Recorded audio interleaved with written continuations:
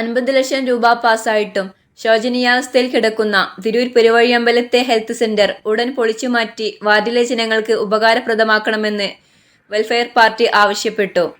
വർഷങ്ങൾക്കു മുമ്പ് തിരൂർ പെരുവഴിയമ്പലം പൂക്കയിൽ നിവാസികൾക്ക് ഏറെ ഗുണപ്രദമായിരുന്ന പെരുവഴിയമ്പലം ഹെൽത്ത് സെന്റർ വർഷങ്ങളായി അടച്ചുപൂട്ടി ഏത് നിമിഷവും നിലംപൊത്താവുന്ന അവസ്ഥയിലാണ് ഇന്നുള്ളതെന്നും എത്രയും പെട്ടെന്ന് ഹെൽത്ത് സെന്റർ പുതുക്കിപ്പണിഞ്ഞ് വാർഡിലെ ജനങ്ങൾക്ക് ഉപയോഗപ്രദമാക്കണമെന്നും welfare party Tirur municipal committee ആവശ്യപ്പെട്ടു.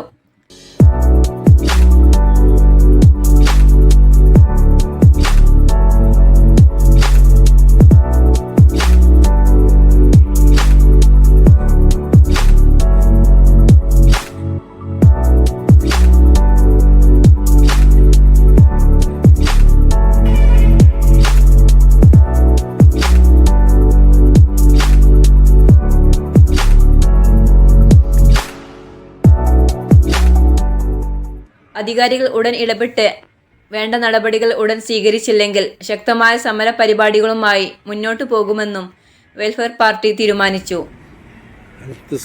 Welfare party municipal president Abdurahman Mullassery, Pookkayil unit president KV Aneefa, secretary Shamsuddin Plokkassery, Aboobacker TE, Irshad KT, Fawas P, Danish KV എന്നിവർ യോഗത്തിൽ പങ്കെടുത്തു സംസാരിച്ചു.